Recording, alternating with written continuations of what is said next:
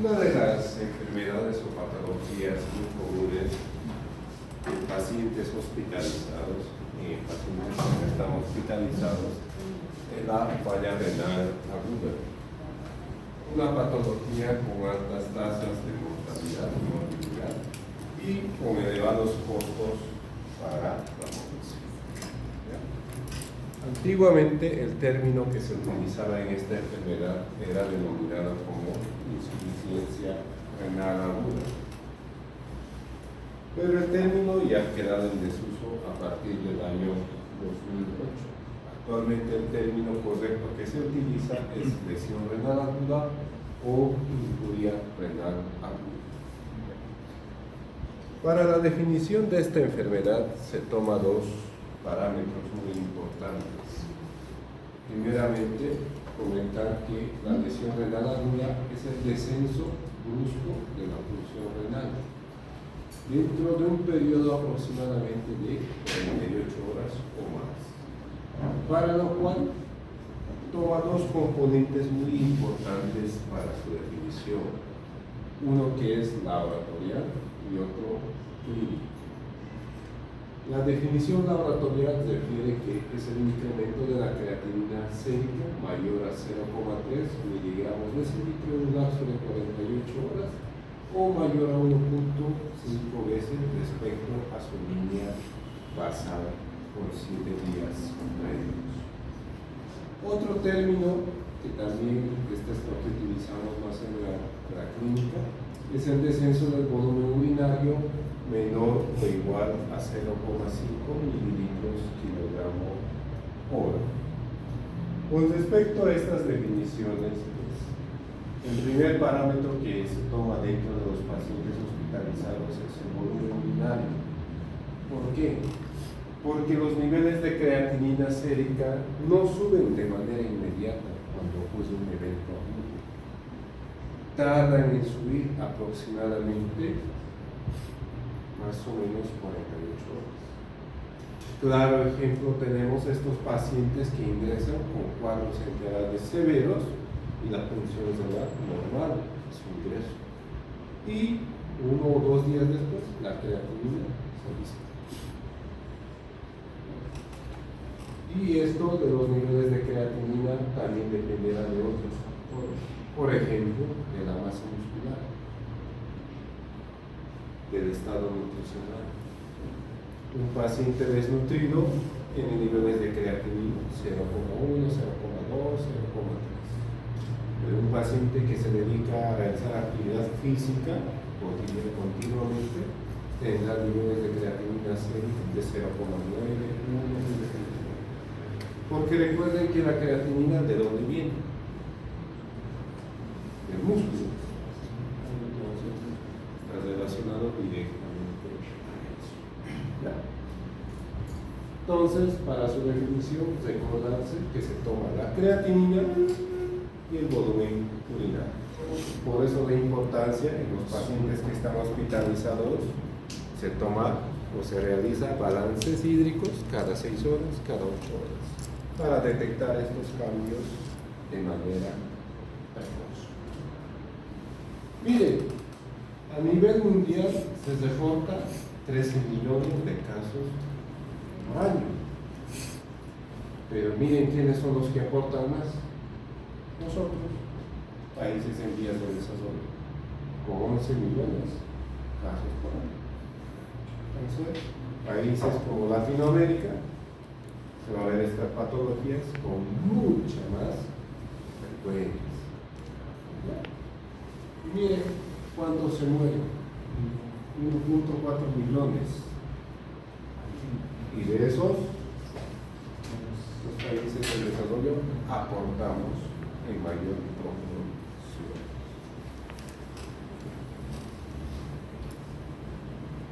Si el paciente está hospitalizado, la incidencia es alta, de 4 por cada 1.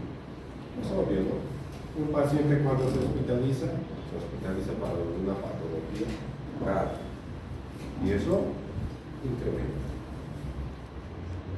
Paciente que ingresa a terapia intensiva, independientemente qué patología tenga, 60% de que te haga fallecer.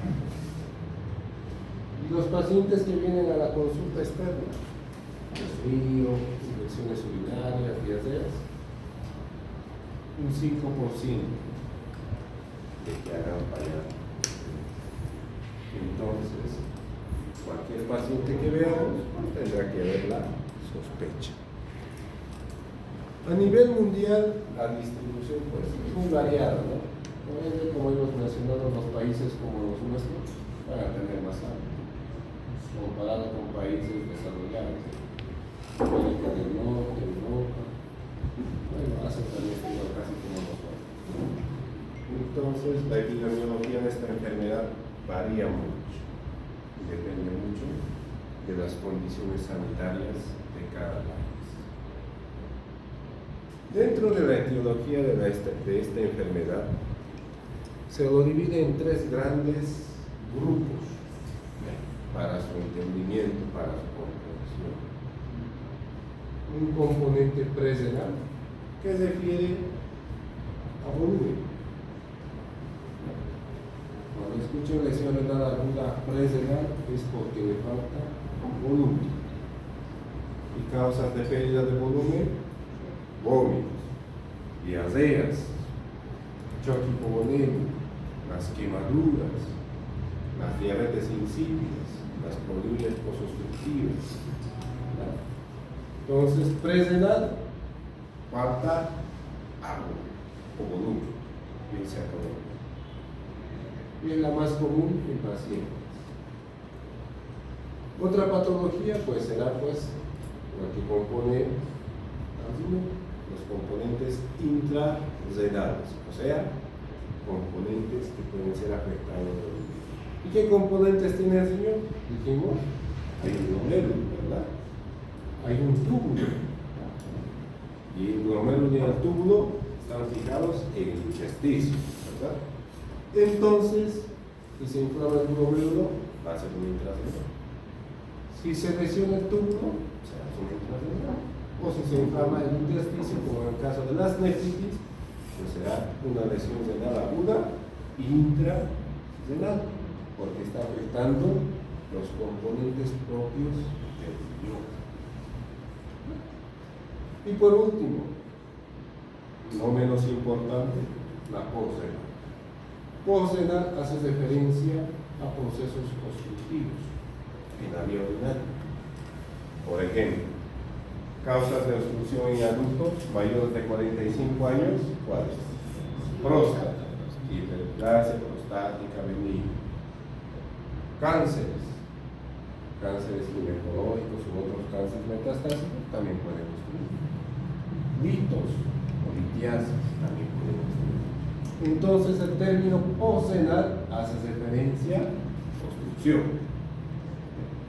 Esta definición o esta clasificación es muy importante. ¿Por qué? Porque si la etiología es una presrenal, no lo vas a tratar con eso. O si es de esta, no la vas a tratar con eso. Entonces el tratamiento de la lesión renal aguda depende de la causa. Entonces no hay una receta que diga, si tiene lesión renal, haga esto. No existe, porque el primer paso será determinar la causa. ¿Ya? Dentro de las causas presrenales se dividen dos grandes grupos: los que son por descenso de volumen, mencionados, ¿no? Hemorragias, diarreas, quemaduras, poliurias. O debido a que la cantidad de sangre que le llega al riñón es menos, pero el volumen sistémico sigue igual. Y esa distribución anómala se debe a quién? ¿Quién bombea la sangre? Corazón. Entonces las fallas cardíacas se pueden llevar a esto. Cualquier paciente que tenga choque séptico tiene mala distribución de sangre hacia los órganos secundarios. En este caso el riñón es un órgano secundario. Entonces, la cantidad de sangre insuficiencia hepática o cirrosis. También provoca una distribución menor de volumen sanguíneo hacia el riñón. Todo eso que genera en el cuerpo, que se liberen catecolaminas, ¿verdad? Las catecolaminas, ¿qué finalidad tienen? Aumentar el flujo sanguíneo hacia órganos vitales. ¿Cuáles? Cerebro y corazón, ¿verdad? Y entonces la cantidad de sangre que llega al riñón es cada vez menos. Y si llega menos sangre, se filtra menos, se depura menos, ¿verdad? Y esa depuración pues genera producciones, mecanismos de regulación, como la producción de prostaglandinas, que tiene por finalidad aumentar la sangre que le llega al riñón. Pero recuerden, ¿no? Cualquier paciente que está chocado y fiebre, que le damos un antiinflamatorio, ¿verdad? Y esto se elimina. Y perpetuamos más allá. También existen mecanismos de regulación mediante la producción de angiotensina y la depuración biológica. Pero el estímulo persiste, y el descenso del filtrado glomerular persiste bajo. Y termina en una falla. Por eso en pacientes que tienen un proceso agudo no se recomienda la administración de AINES,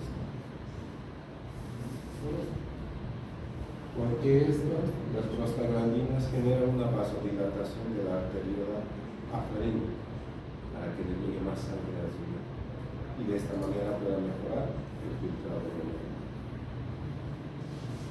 Pero todos tomamos AINES, ¿verdad? El mecanismo mediante el cual la lesión intrarrenal se produce en fluido. Primeramente, la causa más común de lesión intrarrenal que se observa de estas patologías es pacientes hospitalizados. La más común es la necrosis tubular aguda. Dijimos que en la etiología intrarrenal el daño puede estar en el intersticio, en el túbulo, en el glomérulo, la misma vasculatura propia del riñón. Para el desarrollo de una necrosis tubular aguda, pues hay que tomar muchos factores en cuenta. El paciente que está internado recibe antibióticos, 3, 4, 5, quién sabe. Y la mayoría de estos antibióticos son nefrotóxicos. Todos, la mayoría están infectados. Y en la mayoría generalmente el aporte de líquidos es disminuido o por la mala distribución, menor cantidad de sangre hacia el riñón. Y todo esto, si se perpetúa, no se corrige, pues llevará a una necrosis tubular aguda. Y cuando llega a esta entidad, que es la necrosis tubular aguda, ya es una patología que dura alrededor de 6 semanas, aproximadamente. Y durante esas 6 semanas tal vez puedas necesitar terapia dialítica. Otras causas, por ejemplo, de lesión glomerular, pues ya las vimos. Una glomerulonefritis postinfecciosa, un síndrome nefrótico.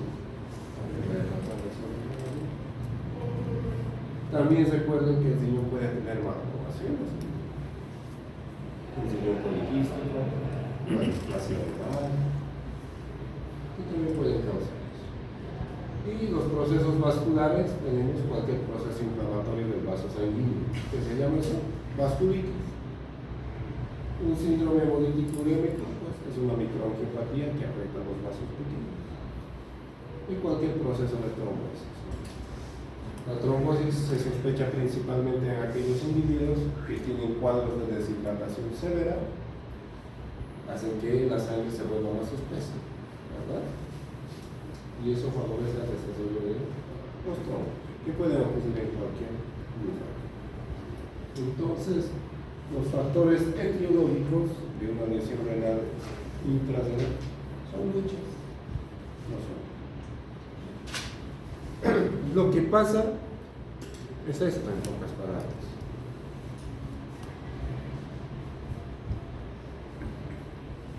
Esta es la arteriola aferente, es la que le lleva la sangre hacia el hígado.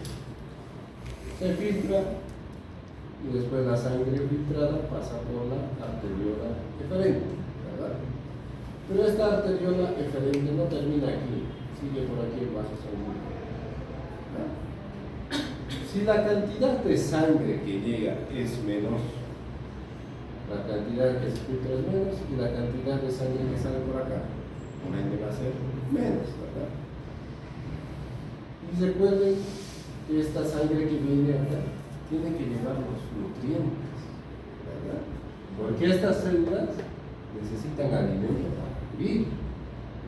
Entonces, si tú le quitas la comida, pues las células de acá van a ser apoptosis, ¿verdad? Y una vez que hacen eso, se desprenden y las células muertas no tapan. Y eso es lo que ocurre en la necrosis tubular aguda. Y esto ocurre en todos los túbulos, en unos en mayor intensidad y en otros en menor intensidad. Y si se tapa el túbulo, no va a haber nada, se tapa. Y este proceso de reutilización dura 4 a 6 semanas va a tardar. Y eso va a depender de la gravedad. Hay algunos pacientes que van a recuperar y otros no. Entonces, dentro de la etiología postrenal comentamos que es obstrucción. La obstrucción puede abarcar desde la pelvis, uréter, vejiga o uretra. Malformaciones pueden afectar aquí. Por ejemplo, la estenosis pielo-ureteral. Los ritos, dependiendo del tamaño, podrá ser el ureter, la vejiga o la uretra. Coágulos. Hay una patología que se llama cistitis nodosa, que se produce por virus, en la cual la mucosa de la vejiga se inflama y se produce grandes cantidades de sangre. Y si el paciente no toma abundante líquido, pues la sangre que hace se coagula. Y si se coagula, se obstruye. Entonces, tendrá que tomar líquido. Por ejemplo, otra, malformaciones de la columna. Miedo meningocele. Vejiga neurogénica. Esta vejiga neurogénica puede ser primaria o secundaria. Aquellos pacientes que reciben un traumatismo en la región cervical por un accidente o trauma quedan paralíticos para abajo, del cuello para abajo. Y esos pierden la capacidad de controlar los esfínteres y generar vejiga neurogénica. Y están siendo sondeados de manera continua y persistente. Y también hay medicamentos que pueden provocar inflamación de la vejiga, como la ciprofosfamida, que causa cistitis nodosa. Entonces, recalcando, la lesión renal aguda presrenal, falta de agua. La intrarrenal, daño de los componentes del riñón, glomérulo, tubo, intersticio o vasos sanguíneos. Y la postrenal, obstrucción. Y ahí se acabó. Las manifestaciones clínicas de la lesión renal aguda o enfermedad renal crónica o cualquier patología renal es nada más que la pérdida de las funciones del riñón. Y es lo que vimos en la primera clase. Recordemos, el riñón elimina los productos de desecho. ¿Y cuáles serán esos productos de desecho? Dijimos, urea, creatinina, ácido úrico, principalmente. También dijimos un poco de amonio. Entonces, si no se eliminan, ¿qué se va a tener? A ver, uremia, la creatinina se va a subir, el ácido úrico se va a subir, ¿verdad? Otra función muy importante del riñón era es que regulaba el volumen sanguíneo. Si tomábamos mucha agua, saca más agua. Si no tomamos agua, nos retira. Entonces, en el caso de la falla renal, pues no puede eliminarse el excedente de líquido. Entonces se retiene.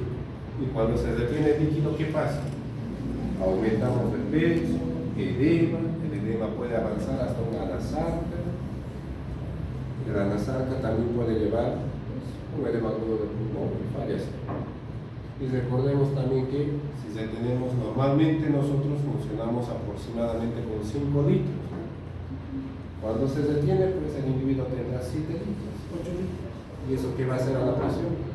Lo va a subir. Hipertensión. ¿Verdad? También regula el estado ácido-base. O sea, reacciona al bicarbonato y elimina iones de hidrógeno. Si perdió esa capacidad, los iones de hidrógeno se retienen en el cuerpo. Y esa retención va a generar acidosis metabólica.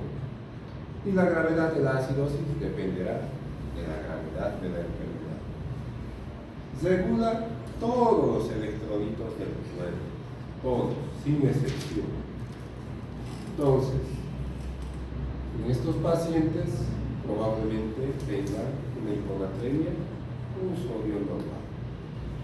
Tendrán hipercalemia, hipocalcemia, hipermagnesemia y hiperfosfatemia. También comentamos que a través del sistema renina-angiotensina-aldosterona regula la presión arterial.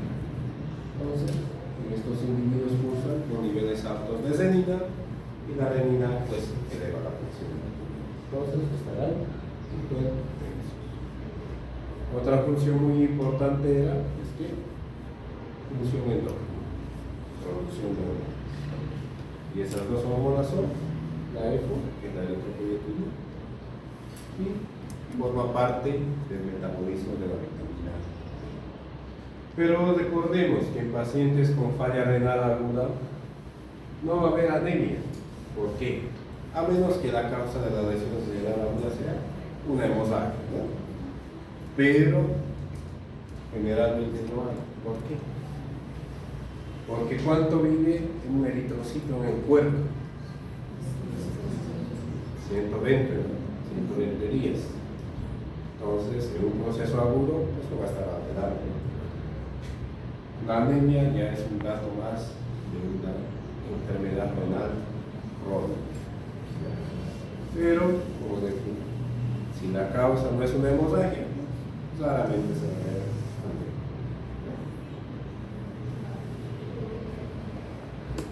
anemia. Entonces, ahí podemos observar cómo la disfunción renal afecta a todos los órganos, no solamente al riñón, ¿verdad? La uremia, ¿qué creen que es? Es una toxina dañina para el cuerpo. En el sistema nervioso central puede generar confusiones, puede provocar sangrado. Cuando empieza a detenerse agua, ¿dónde creen que va esa agua? Los pulmones, el abdomen. Los pulmones se llenan de agua y hacen un edema de pulmón. Y es por eso que escuchan ese término de se murió en sus propias secreciones, o se ahogó. Por eso, porque el agua se llena y no supimos cómo sacar. A la vez, el líquido también va al hígado disfuncional. A nivel óseo, altera las respuestas inmunitarias. O sea que las respuestas inmunitarias ya son menos efectivas. El líquido excedente también se retiene en la cavidad abdominal, lo que llaman término de acides. ¿Y qué es lo que tenemos en la cavidad abdominal? Intestinos. ¿Qué tienen los intestinos? Materia fecal. La materia fecal, ¿qué tiene? Bacterias y productos del desecho. Y pues se imagina, agua y materia fecal provoca translocación bacteriana. Hace que las bacterias que están en el colon salgan. Y pues el corazón ya no trabaja con 5 litros, ahora trabaja con 8 litros. ¿Qué va a hacer? Falla cardíaca. Recuerden que para la función del corazón se necesita electrolitos y uno de ellos más importante, potasio. El potasio en el agua, así. Entonces, alguno de los órganos vitales, como pueden ver, y pues está estrechamente relacionado con todos los tejidos y los órganos del cuerpo. En la literatura van a encontrar varias clasificaciones. Tenemos el Zipfe, el Aki, Calibrón. La única finalidad de todos esos índices que ven ahí es para ver la gravedad, no sirve para otra cosa. Obvio que mientras más alto, más grave, mientras más bajo, menos grave. Solo sirve para eso todos estos parámetros. Y toman estos dos componentes, ¿no? Bueno, 3 componentes: creatinina, y de la creatinina sale filtrada y el polímero. No tiene mucha utilidad esto en la práctica.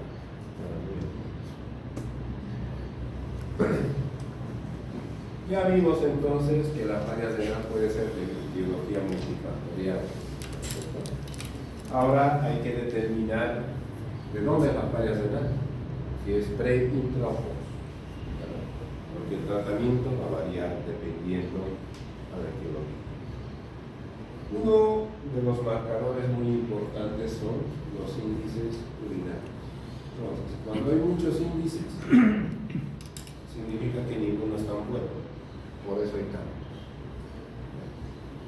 Pero aquel que tiene mayor sensibilidad y especificidad es este, que es el pelo, que es la fracción de excreción de sodio, que toma parámetros menor a 1, presrenal, y mayor a 2, intrarrenal. Entonces solamente acuérdense de esto, pero también tienen que conocer que existen estas otras. Aparte de eso, porque estos laboratorios de los índices urinarios no hay en todos los laboratorios, no está disponible las 24 horas. ¿Ya? Y el paciente puede llegar en cualquier momento, no va a estar esperando hasta el día siguiente. Hay una prueba que se llama la prueba de reto a líquidos. Nos ayuda a diferenciar una lesión renal aguda de etiología prerenal y intrarrenal. ¿En qué consiste? Le pasas agua, si orina, es prerenal. Si no orina, es intrarrenal. Y ahí se acabó. Pero tiene contraindicaciones, no se les hace a todos. Si tu paciente está hipertenso y le pones más agua, le vas a hacer una encefalopatía hipertensiva y se murió. Entonces ahí no lo haces. Si tiene falla cardíaca, no lo haces, porque si le pasas más volumen, esa falla cardíaca se va a reagudizar más todavía. Si ya tiene datos de dificultad respiratoria o edema agudo del pulmón, no le pasas, porque si le pasas, se muere el paciente de la muerte. Entonces, estas son las contraindicaciones. Si ven algo de esto, no se hace eso. ¿Ya? Pero si no hay nada de eso, pues se puede hacer con toda confianza la administración del pulmón.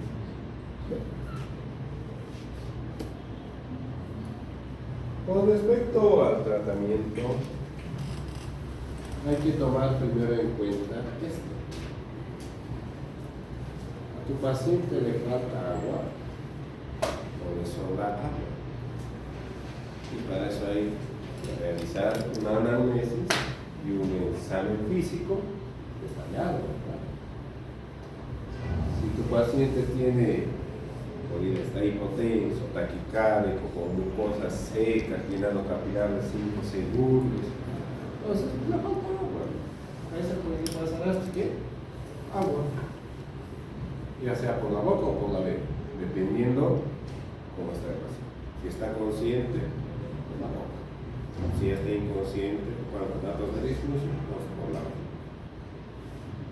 Pero si tu paciente llega a tu consultorio todo edematizado, hipertenso, que no orina, que llega agitado, con sensación de falta de aire, ¿qué vas a hacer? Pues algo que le haga sal. No le vas a poner agua, le tendrás que poner diurético. O también después oxígeno y otras cosas, ¿no? Entonces, de primera instancia, eso ustedes tienen que verlo al momento en que llega el paciente, ¿verdad? Y la conducta, como ven, varía. Y acá lo resumimos, ¿no? Si tu paciente está deshidratado, ¿qué le das?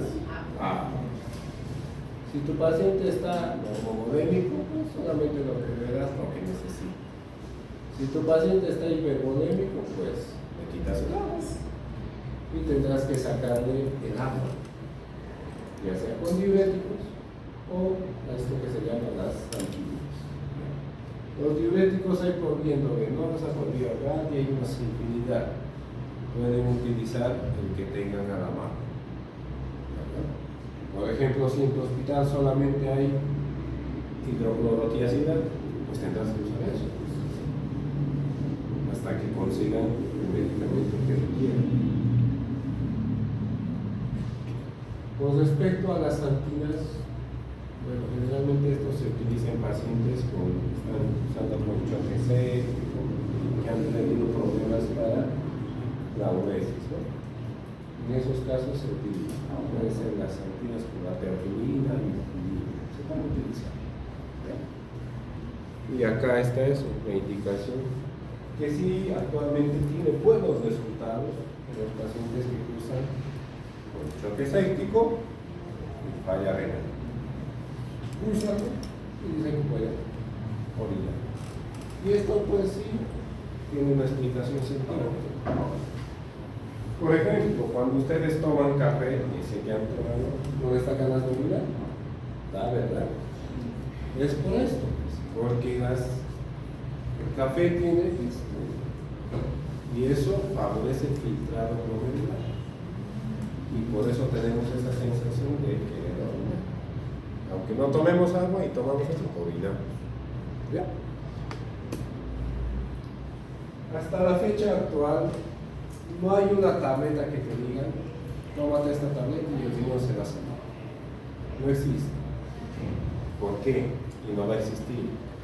Porque las funciones del riñón son muchas, ¿verdad?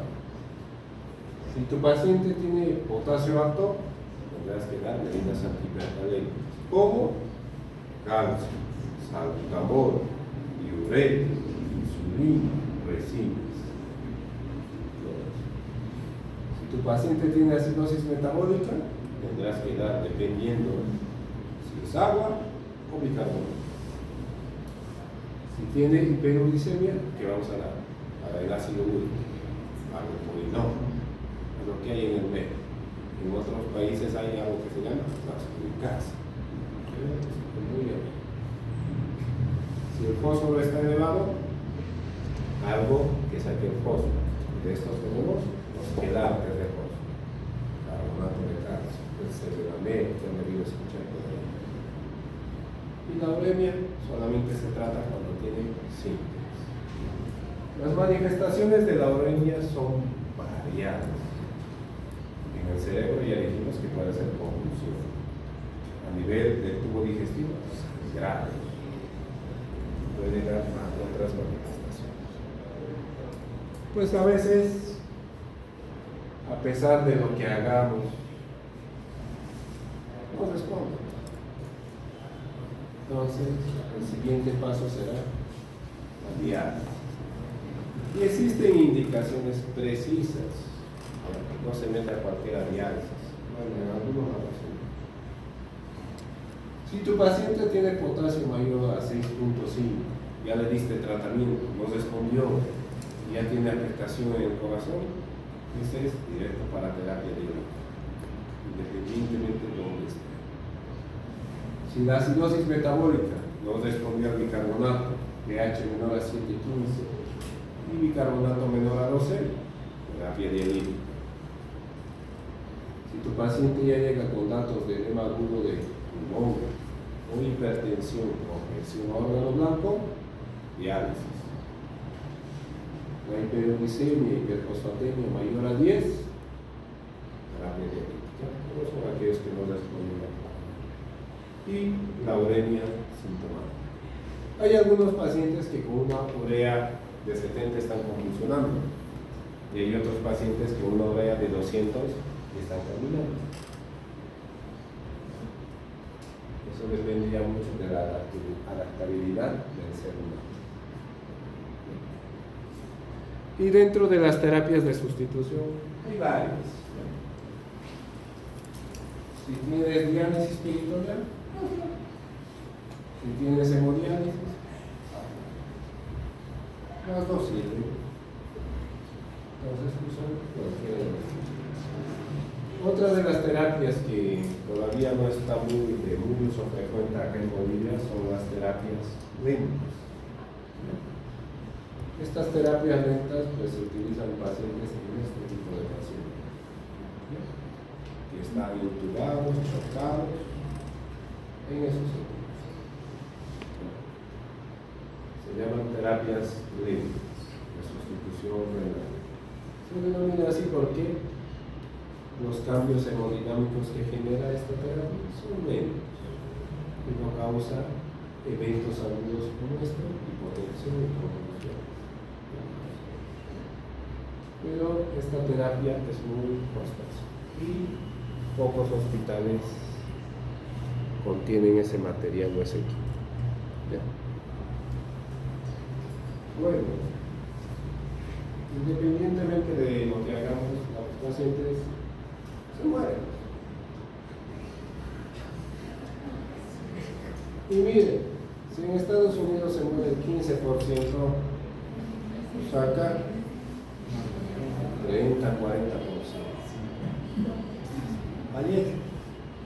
Y no es nuestra culpa, porque nuestros pacientes también llegan en condiciones pésimas, en etapas que ya no podemos hacer nada. Entran caminando, ¿no? También lo sabemos. Por eso el término que dicen, ¿no? Que entró caminando, pero no vieron en qué condiciones entró caminando. Así pues, llega y fallece. Lastimosamente es así. Y si es hospitalizado o internado en terapia intensiva, la mortalidad se duplica. ¿Ya? Está fregado la cosa. Y miren, según las guías Código, esa mortalidad no está muy lejos, ¿no? 20 a 35 comparado. Y miren por qué se mueren. Problemas con el corazón, cáncer y lesión renal aguda, principalmente.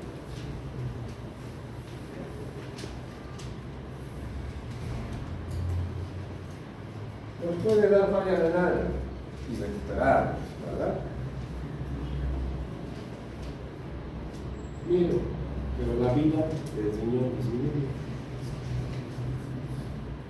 No queda ahí. Y esta reducción de la vida útil del Señor varía. Si el evento fue muy agresivo, el daño es más severo. Si el evento fue algo leve, el daño es menor. Y la vida útil disminuye. No sabemos cuánto, pero disminuye. Y como cualquier daño, deja cicatrices. Es como cuando nosotros nos hacemos una herida, sanó, pero dejó una cicatriz. Y esa cicatriz, la manifestación es en el riñón. Proteínas. Y la cantidad de proteínas varía. Cada vez el daño deja otra marca, hipertenso. Y pues mire, aumenta el riesgo de que falla cardíaca, infartos y así.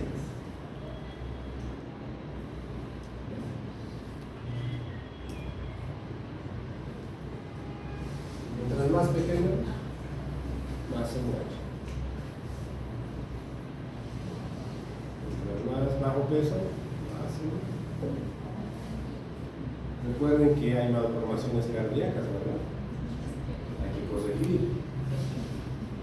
Recuerden que hay niños que nacen hechos popó, asfixia. Es la pérdida. Y hay varios estudios, ¿no? Este, por ejemplo, pacientes que cruzaron por lesión renal aguda intrasrenal. Miren, la mayoría quedan hipertensos. Algunos no recuperan al 100% de la función renal, terminan con algún grado de enfermedad renal crónica. Autoinmune, algunos su riñón empieza a funcionar más y otros no se recupera. Entonces todo eso tiene que ser valorado. ¿Preguntas o dudas?